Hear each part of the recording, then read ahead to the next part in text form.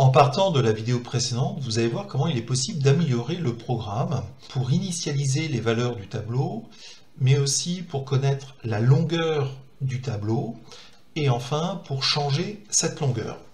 Donc première action, vous souhaitez initialiser le tableau de façon un peu plus synthétique. Dans l'exemple précédent, vous avez vu qu'à chaque fois, pour chaque indice 0, 1, 2, 3, les valeurs étaient mises. Il existe une autre notation un peu plus simple qui permet d'obtenir le même résultat, qui consiste tout simplement à ouvrir une accolade et finalement à lister les différentes valeurs directement à l'intérieur de cette accolade, séparées par une virgule.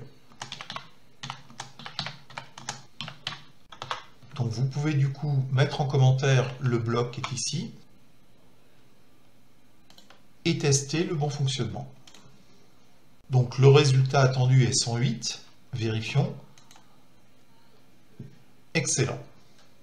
Deuxième optimisation possible concerne la longueur du tableau. Plutôt que de mettre à chaque fois la valeur maximale qui est précisée ici, vous pouvez indiquer la longueur maximum du tableau en faisant appel à age, point et length, qui donne le nombre maximal d'éléments prévus dans le tableau. Il existe un autre intérêt d'utiliser la propriété length, c'est notamment lorsque vous souhaitez redimensionner la taille de votre tableau.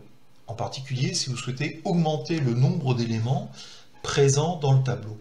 Alors bien sûr, vous pouvez le faire en dur, en tapant ici par exemple directement 5, mais ce qui est intéressant, c'est de savoir le faire par programmation. Donc pour cela, vous allez tout simplement redimensionner avec une syntaxe un petit peu particulière qui consiste à faire appel à la classe array. Donc on verra un peu plus tard ce que signifie le terme classe. Et là, vous demandez tout simplement de redimensionner. Donc vous faites un resize du tableau en question. L'intérêt de la classe array, c'est qu'elle permet de manipuler les tableaux, par exemple de les vider, etc.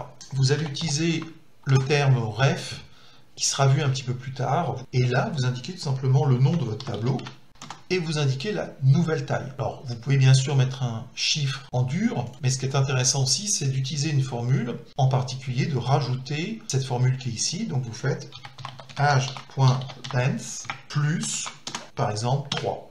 Donc, vous avez rajouté 3 éléments au tableau qui en comporte maintenant 7. Vous pouvez donner des valeurs aux cellules en question, et si vous faites un calcul rapide, vous venez d'ajouter donc à 108, 21, 51 et 24, 204. Vérifiez. Très bien.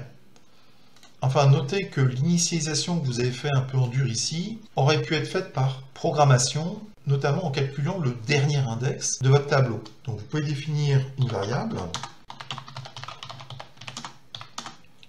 qui va être égale.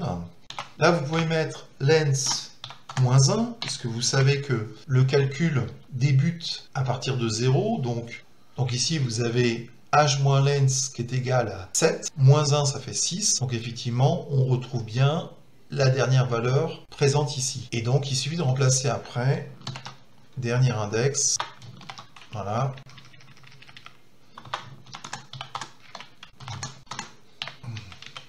Un dernier point noté, c'est que vous êtes sur un tableau unidimensionnel. Il n'y a qu'une seule dimension. Il existe la possibilité de faire des tableaux multidimensionnels. C'est toutefois assez complexe à manipuler. Je les présenterai peut-être un petit peu plus tard. Sachez simplement que du coup, il existe une autre méthode pour retrouver le dernier index utilisé dans un tableau, quelle que soit sa dimension. C'est plutôt que d'utiliser cette propriété, vous pouvez utiliser la méthode qui s'appelle getUpperBound, autrement dit la limite la plus élevée. Comme vous êtes sur un tableau unidimensionnel, vous mettez que c'est la dimension 0, puisqu'on démarre à partir de 0, et ça donnera exactement le même résultat. Vous pouvez vérifier. Voilà. Donc dans cette vidéo, vous avez vu comment vous pouviez initialiser simplement les valeurs d'un tableau. Vous pouviez récupérer la longueur du tableau, c'est-à-dire le nombre maximum d'éléments possibles, comment vous pouvez le redimensionner de manière dynamique, et enfin, vous avez vu l'utilisation d'une méthode qui permet de récupérer, donc quelle que soit la dimension du tableau, le dernier indice utilisé dans un tableau.